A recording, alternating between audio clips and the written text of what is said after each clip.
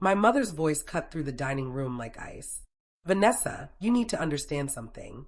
You're no longer core family. She said it the way someone announces a scheduled change, calm and final. Around the table, my father nodded. My older brother Tyler crossed his arms. My younger sister Brianna wouldn't meet my eyes. Even my husband Derek looked down at his plate, jaw tight, silent. I sat frozen, fork halfway to my mouth, trying to understand what I'd just heard. This wasn't a family dinner anymore. It was a verdict. And apparently, I was the only one who hadn't seen it coming. Before I continue, hit that like button and drop your city in the comments. If you've ever been pushed aside by people who were supposed to protect you, share your story below. You're not alone in this. My name is Vanessa Hartwell, and until 3 weeks ago, I thought I understood my place in my family. I'm 38, a financial consultant who built a quiet career analyzing risk and reading numbers that most people overlook. I married Derek when I was 29, moved into a modest house near my parents' estate, and spent nearly a decade showing up to every birthday, every holiday, every crisis. I thought loyalty meant something. I thought showing up counted. I was wrong.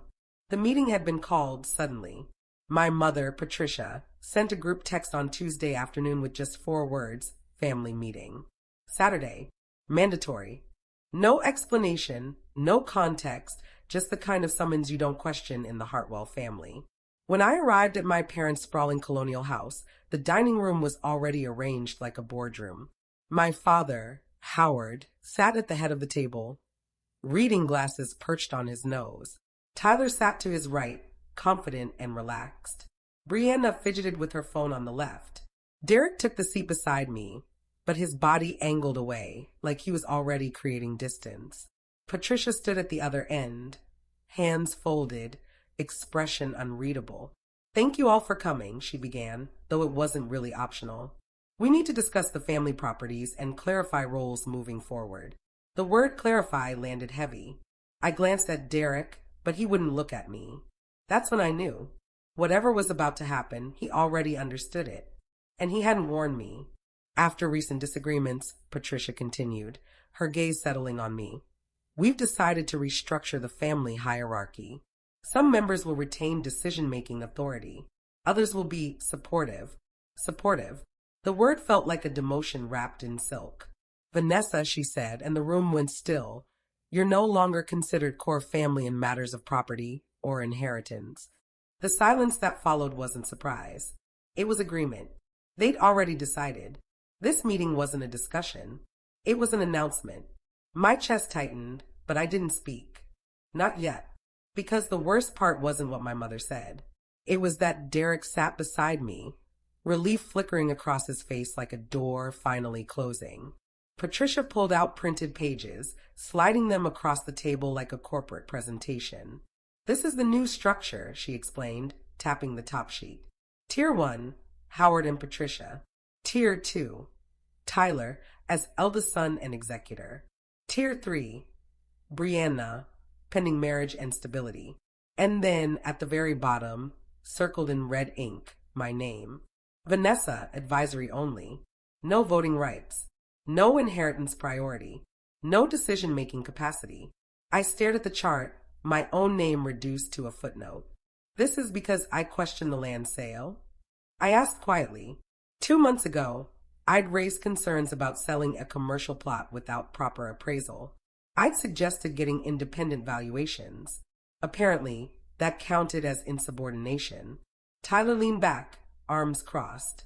It's not personal, Vanessa. You just don't understand how these things work. Brianna added softly, you've always been so removed from the family business. Removed. I'd been analyzing financial documents for 15 years.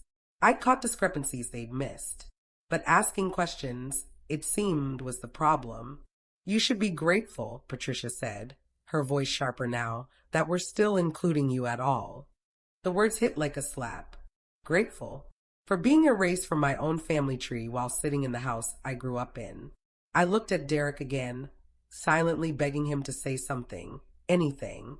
He cleared his throat but said nothing. His silence was louder than their words.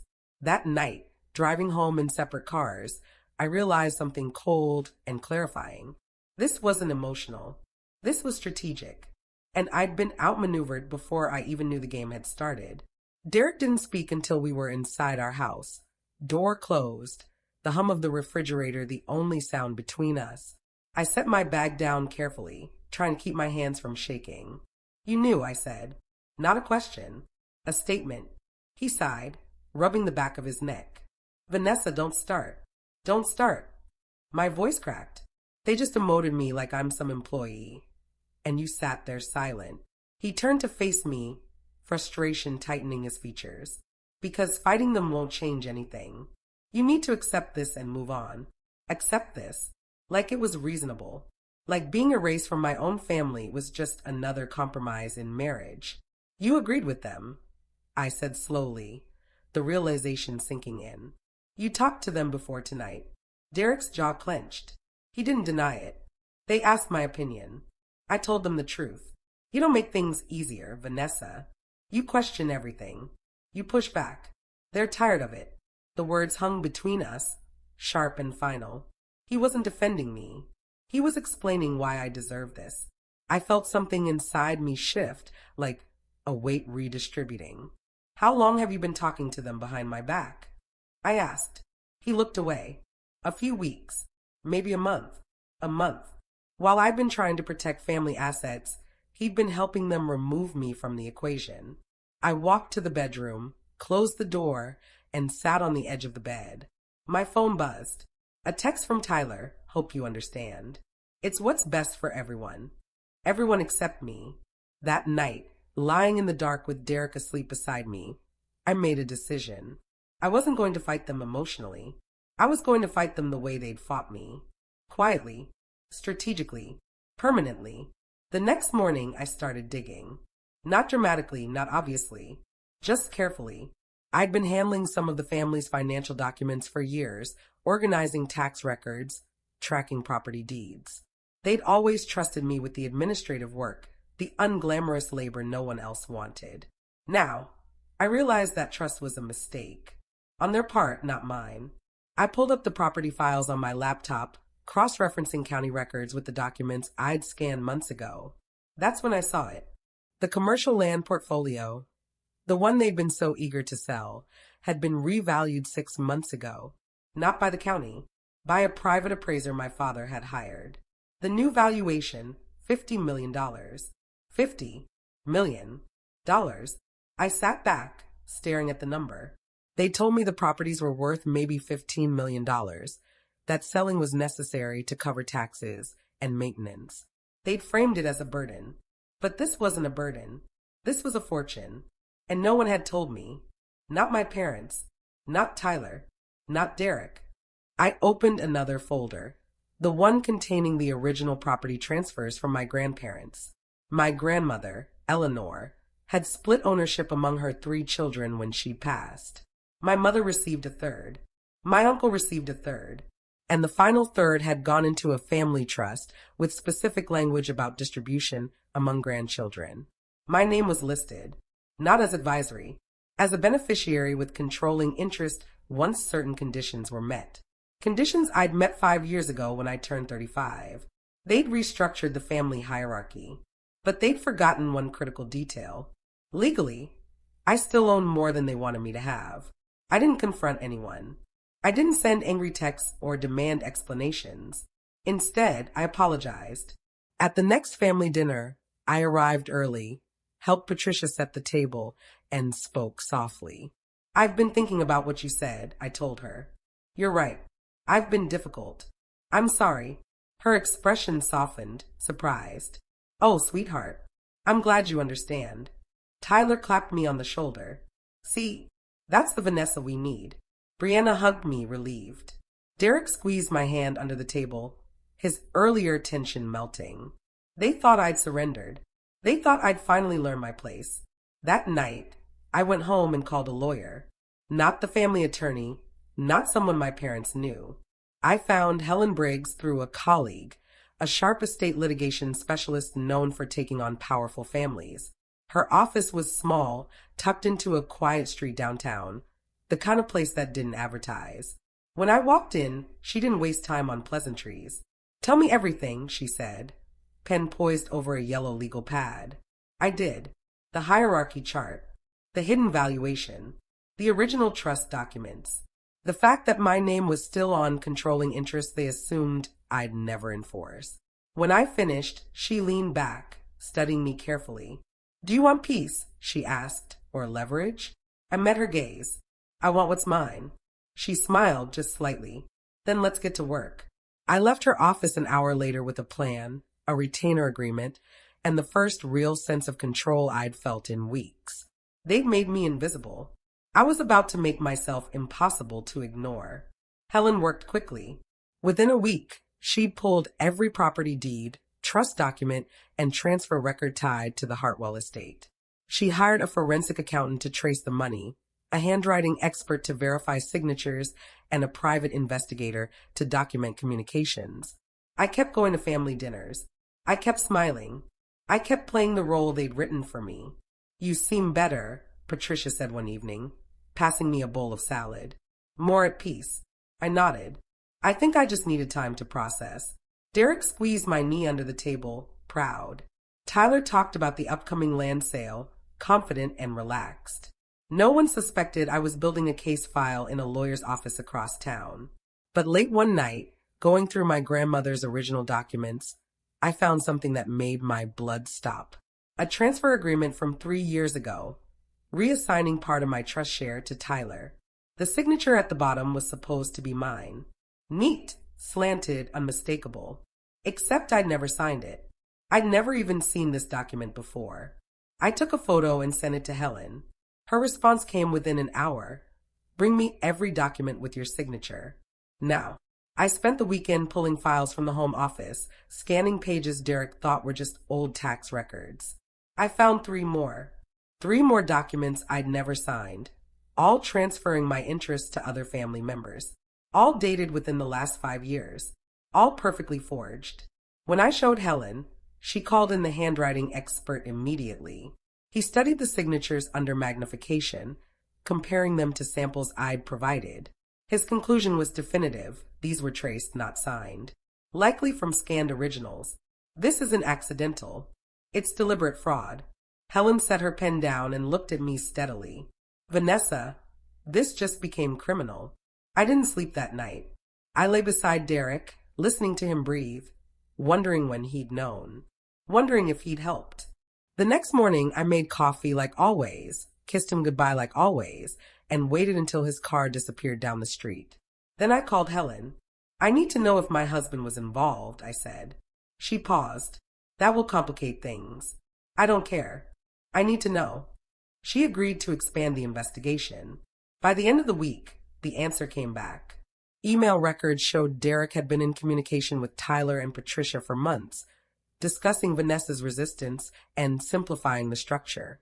One email, sent 2 weeks before the family meeting, made my stomach turn. She'll accept it. She always does. That night, I confronted him. Not loudly, not dramatically, just the 2 of us in the kitchen, the dishwasher humming between us. Did you know about the forged signatures? I asked. His face went pale. What are you talking about? My trust documents. Someone forged my signature to transfer my share. Did you know? He swallowed hard. Vanessa, I didn't, did. You? No. He looked away. I knew they were adjusting things. I didn't ask how. The room seemed to tilt.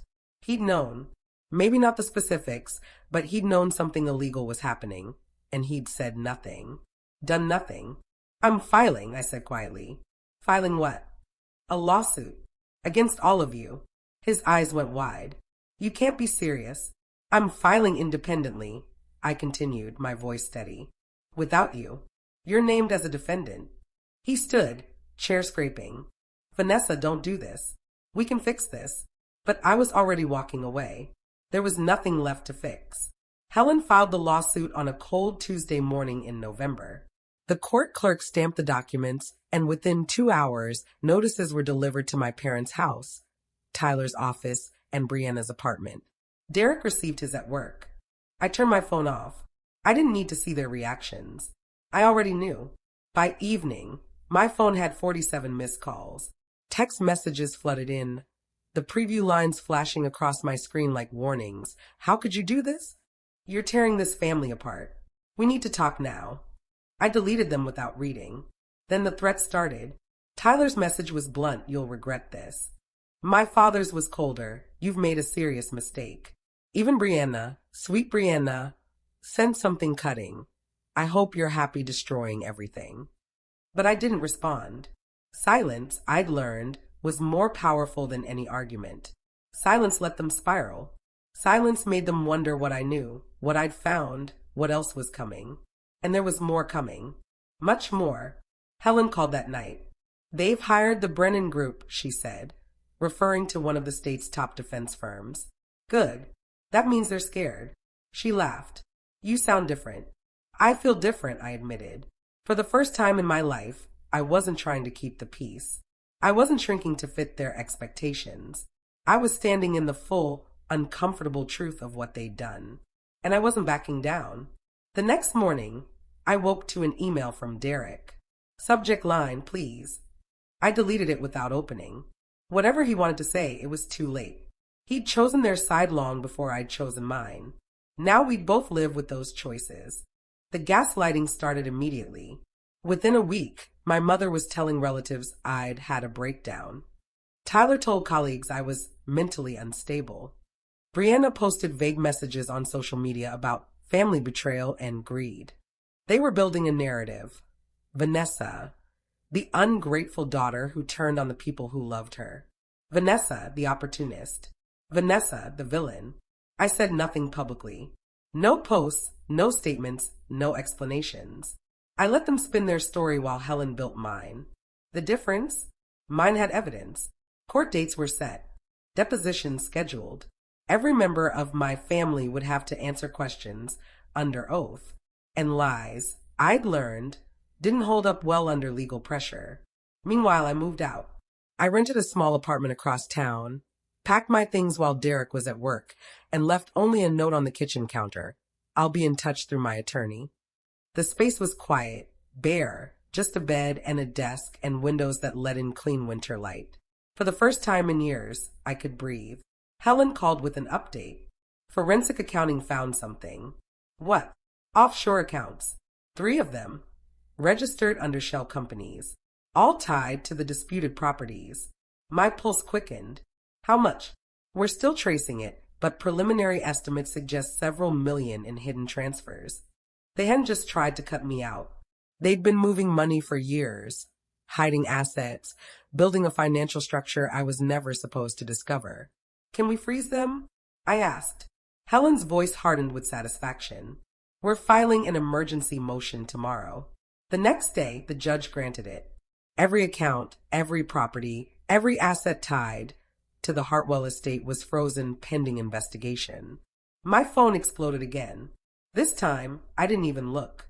The first court hearing was in January, a gray morning with snow threatening.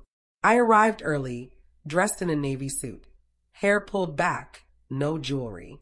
Helen met me in the hallway. Remember, she said quietly, stay calm. Don't react.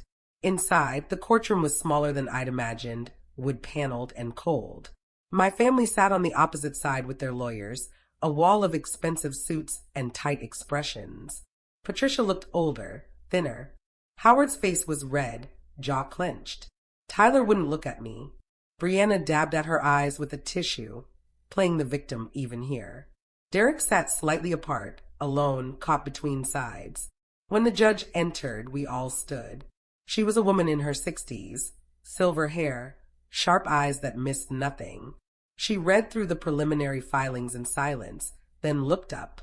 This case involves allegations of fraud, forgery, and financial misconduct within a family trust valued at, she paused, glancing at the number again, $50 million. The courtroom went still. Even the court reporter looked up. 50 million, said aloud. In an official space, it didn't sound like family money anymore. It sounded like a crime scene. The Brennan Group attorney stood, confident and smooth. Your Honor, this is a family dispute blown out of proportion by... Save it for arguments, the judge interrupted. Right now, I want to understand the asset freeze. Helen stood. Your Honor, Forensic analysis revealed 3 offshore accounts containing funds transferred from the disputed properties.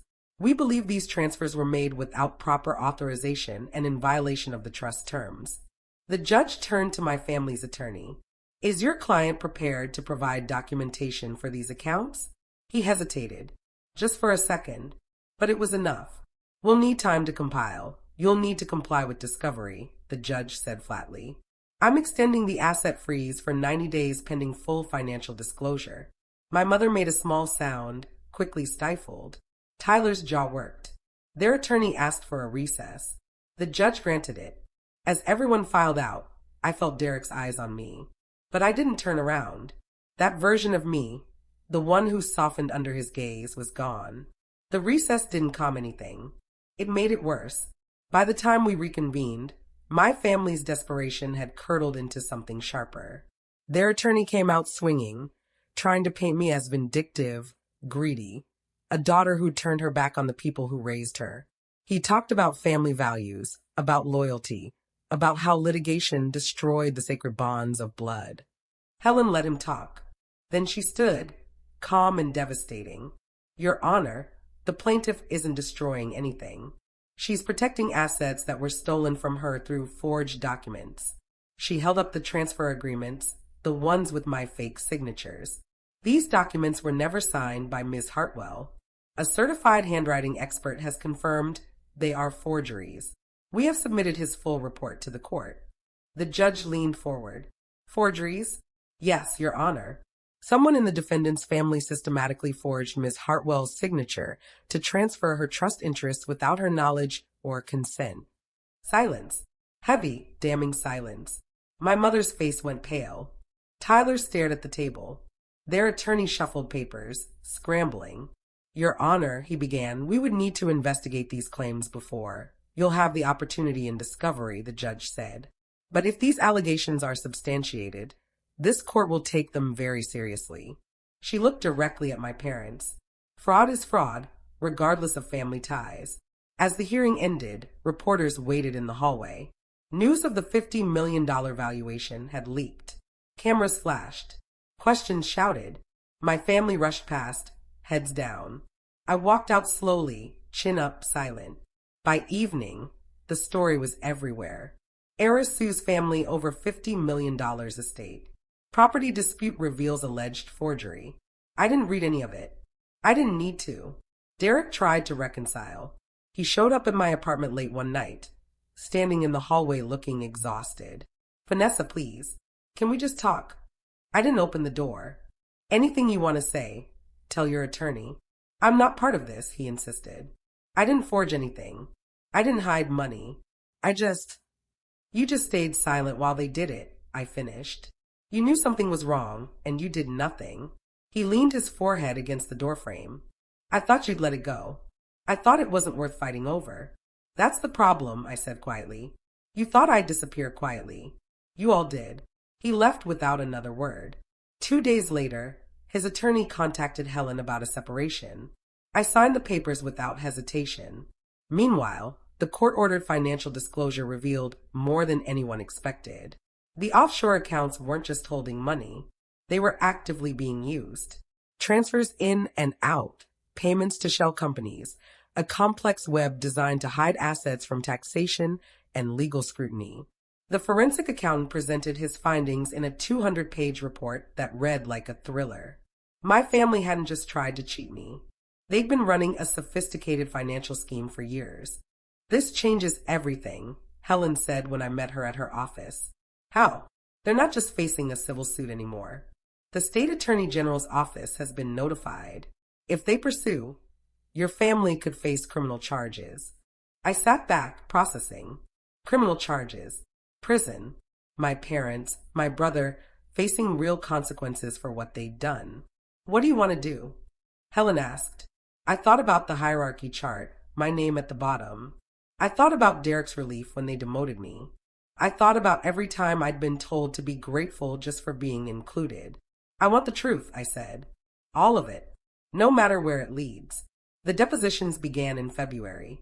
One by one, my family members sat across from Helen and answered questions under oath. I watched from a separate room via video feed. My face calm, my hands folded. Tyler went first. He was confident at first, deflecting, minimizing. Then Helen showed him the forged documents. Did you sign these transfer agreements? She asked. No. Did you know Miss Hartwell's signature had been forged? He hesitated. I didn't know for certain. But you suspected. I thought maybe she'd signed them and forgotten. Helen didn't blink. You thought your sister forgot signing away millions of dollars? He had no good answer. The video caught every uncomfortable pause, every shift in his seat. Patricia was next. She cried through most of it, dabbing her eyes, talking about how much she loved me, how this was all a misunderstanding. Helen let her talk. Then she asked one simple question. Mrs. Hartwell, did you forge your daughter's signature on these documents? No, Patricia said quickly. Too quickly. Do you know who did? No. Then how did they get filed with the county recorder's office? My mother's lawyer objected, but the damage was done. She didn't know who forged them, but they'd been filed from her home office using her notary stamp on her printer. Someone in that house had done it, and she was protecting them. When Derek's turn came, he was a wreck. He contradicted himself twice, stumbled over timelines, and eventually admitted he'd known something unusual was happening with the documents, but hadn't asked questions. Why not? Helen pressed. Because it wasn't my place. But it was your place to encourage your wife to accept being demoted in her own family. He looked down. I thought it would keep the peace. Whose peace? Helen asked softly. Certainly not hers. The deposition ended there. Derek left the building looking 10 years older. By March, the full scope of the scheme was undeniable. The forensic accountant traced nearly $8 million in hidden transfers, funds siphoned from properties I legally co-owned. Some had gone to Tyler's business ventures, some to offshore investments, some simply vanished into accounts no one could explain. The state attorney general opened a formal investigation. My family made a settlement offer. Their attorney sent a formal letter proposing a generous resolution that would give me $5 million and close the case. $5 million. Out of 50. Helen read the offer aloud in her office, then looked at me. What do you think? I didn't hesitate. No. They'll come back higher, she warned. I don't care. This isn't about money anymore. She smiled. Good. Because we're going to trial. The trial date was set for June. In the months leading up to it, my family tried everything. They sent relatives to plead with me. They offered to attend mediation. They even suggested family therapy, as if talking about our feelings would erase fraud. I declined it all. Some bridges, once burned, aren't meant to be rebuilt. And some families, I'd learned, were only families when it was convenient. When it cost them something, they became strangers. I preferred the honesty of strangers. The trial began on a humid Monday morning. The courtroom was packed with reporters, distant relatives, and curious onlookers drawn by the headline numbers. My family sat together, a unified front of coordinated outfits and grim expressions. I sat alone on my side, Helen beside me, no one else. I didn't need anyone else. The prosecution's case was methodical.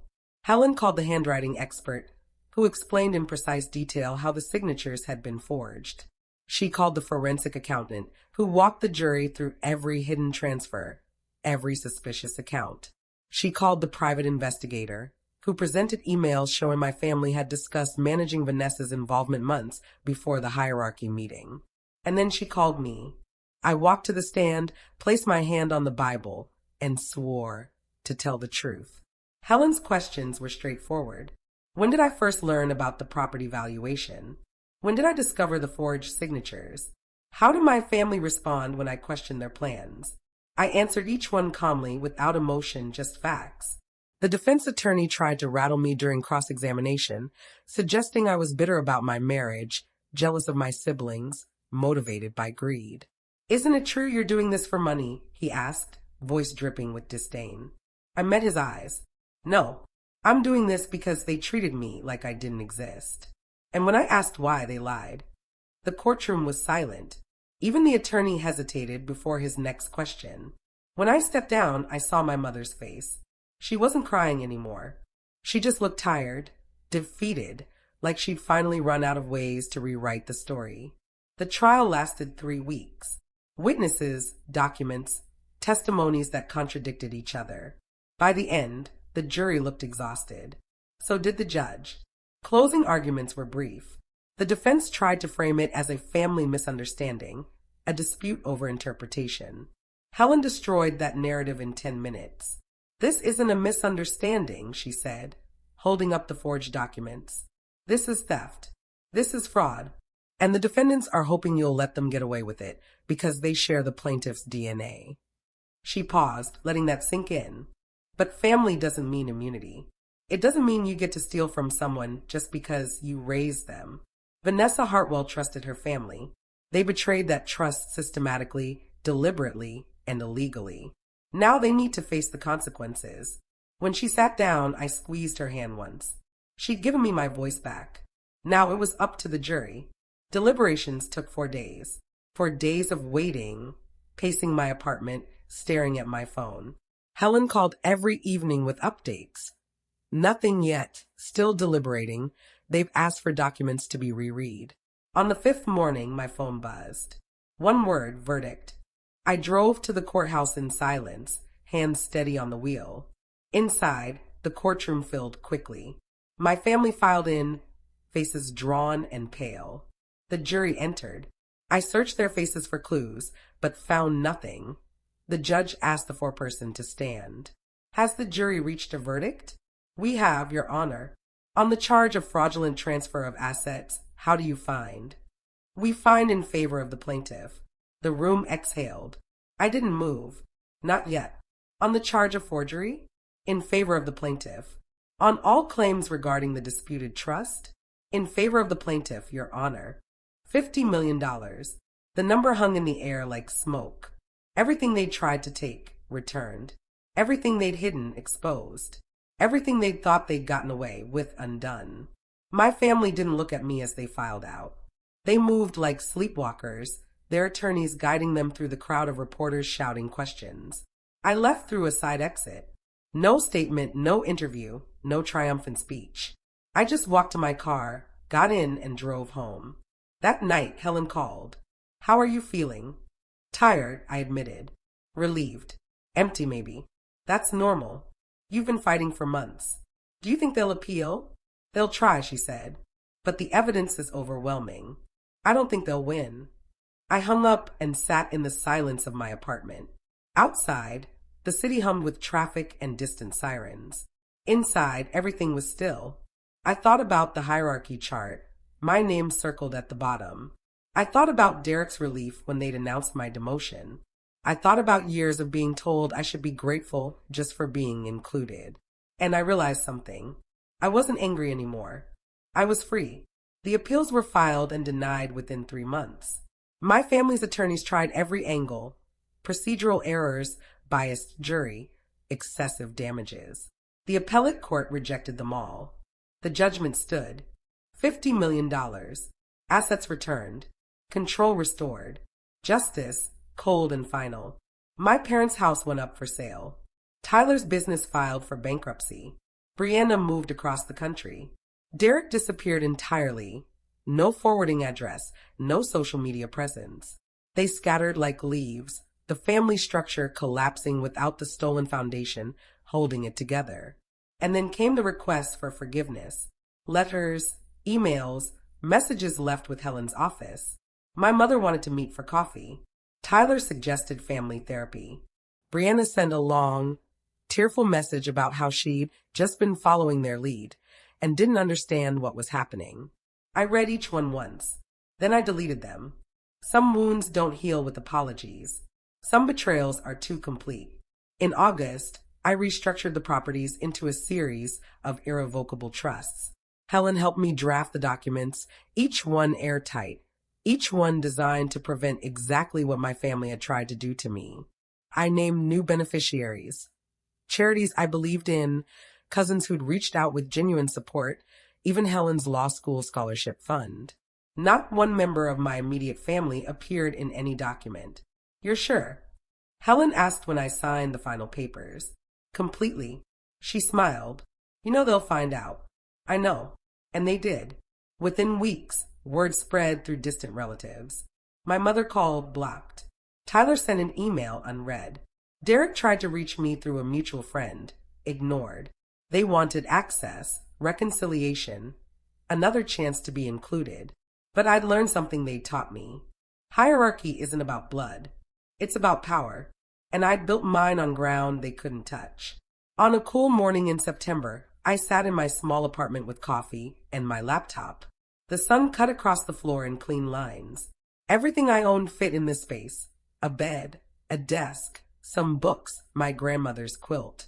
Simple, uncluttered. Mine. My phone buzzed. A group text, old family thread they still used. Messages appeared rapid fire. Mom wanting to know about Thanksgiving. Tyler suggesting we move past this. Brianna asking if we could please just talk. I read each message. Thought about the years I'd spent trying to fit into their structure, trying to earn love that should have been freely given. Then I typed one sentence. You replaced me. I replaced your access. I hit send. Watched the typing dots appear. Multiple people trying to respond. Then I blocked the entire thread. Blocked my mother's number. My father's. Tyler's. Brianna's. Derek's.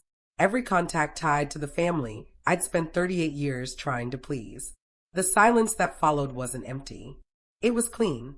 I stood, walked to the window, and looked out at the city waking up. Somewhere out there, my family was reading that message, trying to understand how the quiet daughter, the accommodating wife, the one they'd erased so easily, had become someone they couldn't control. Days passed without contact. Then weeks. I'd expected anger, more attempts to reach me, perhaps even threats. Instead, nothing. The silence was absolute, and I realized something surprising. They'd accepted it. Not because they understood what they'd done wrong, but because they'd finally recognized I meant what I said. I wasn't negotiating. I wasn't playing games. I was done. Helen called one afternoon. Your mother's attorney reached out. They want to arrange a meeting, all of them together. No lawyers, just family. I laughed, short and sharp. What did you tell them? That I'd pass along the message. But Vanessa, you don't owe them anything. I know, I said. Tell them no.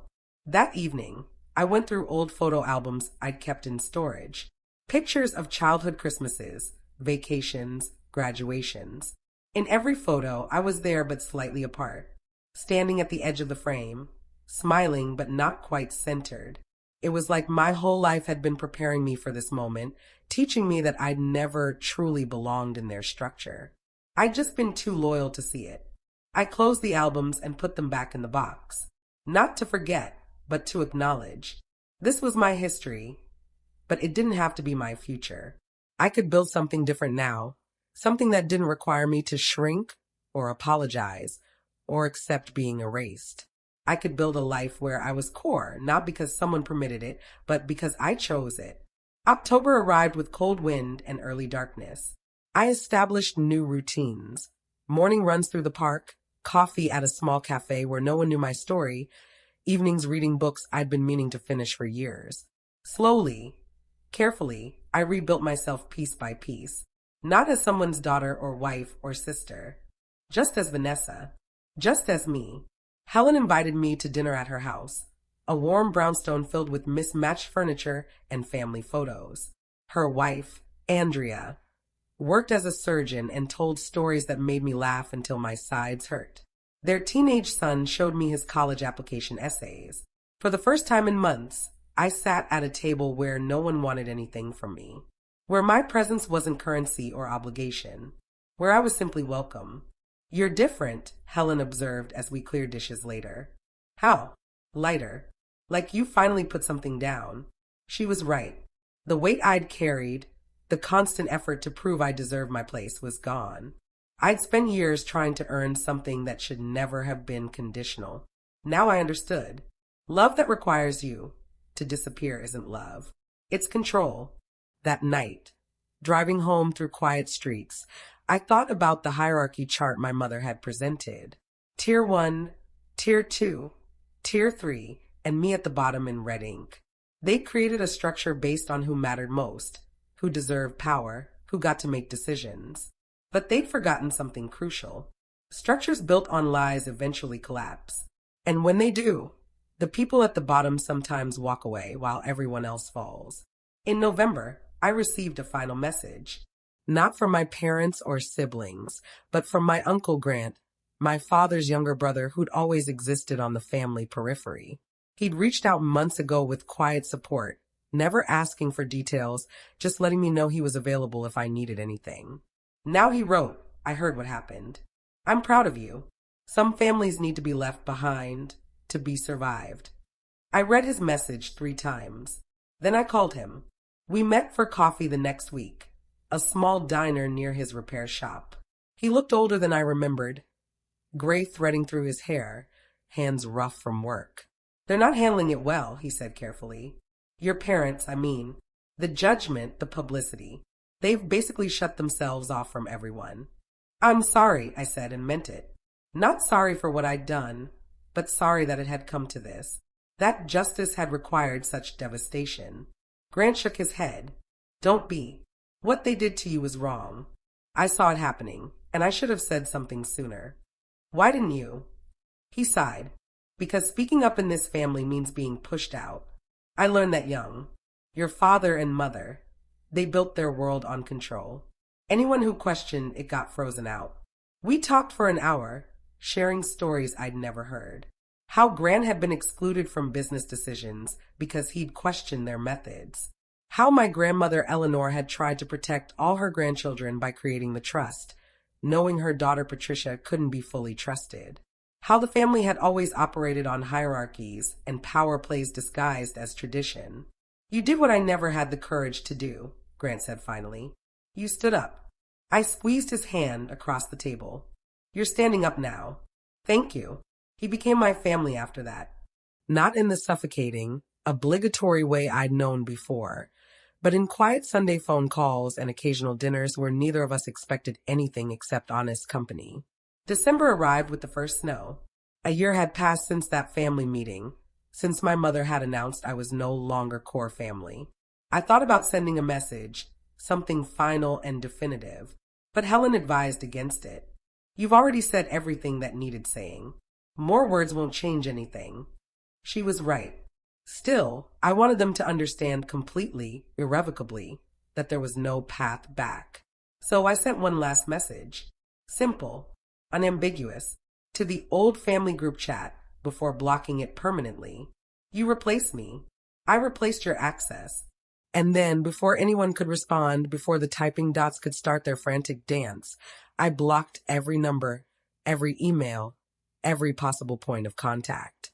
The silence was immediate and absolute. My mother called from different numbers. I blocked each one. Tyler tried reaching me through LinkedIn. I removed him. Brianna sent letters to my old address that the post office returned. I didn't follow up. They wanted closure on their terms, a chance to explain or justify or negotiate. But I didn't owe them that. I didn't owe them anything anymore.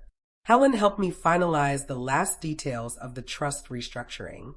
Every asset, every property, every dollar that had been stolen and returned was now protected behind legal walls they couldn't breach.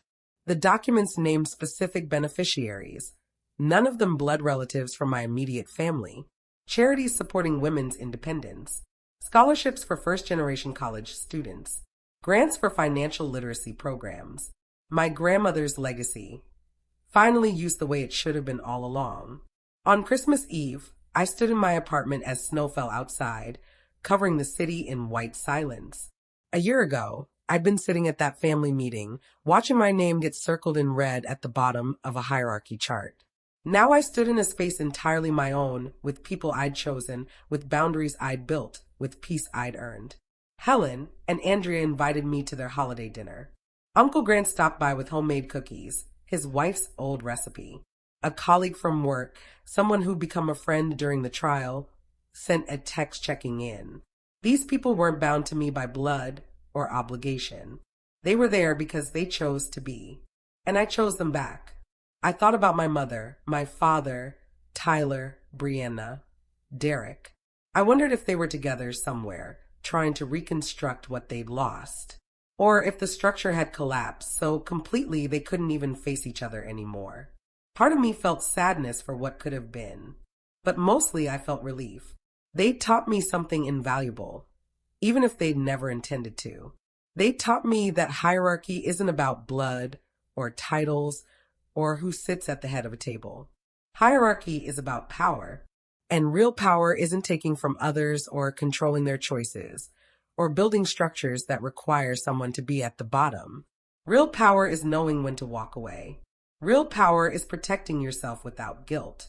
Real power is understanding that some families are only families in name, and blood doesn't obligate you to accept abuse. I poured myself tea, sat by the window, and watched the snow fall. Somewhere in this city, my family existed without me, and I existed without them. We taught each other that distance could be a gift, that silence could be strength, that sometimes the best thing you can do for people who hurt you is simply disappear from their reach. I'd built a new hierarchy, one where I was at the center, not because I'd fought for the position, but because I'd finally understood I deserved it. One where love wasn't conditional, where presence wasn't currency, where being family meant more than sharing last names. They'd replace me in their structure. I'd replace them in mine. And for the first time in 38 years, I was exactly where I belonged. Not at the bottom of someone else's chart, but in the center of my own life, surrounded by people who saw me not as an asset to control or a problem to manage, but as someone worthy of respect. Justice without cruelty. Distance without guilt. Peace finally earned.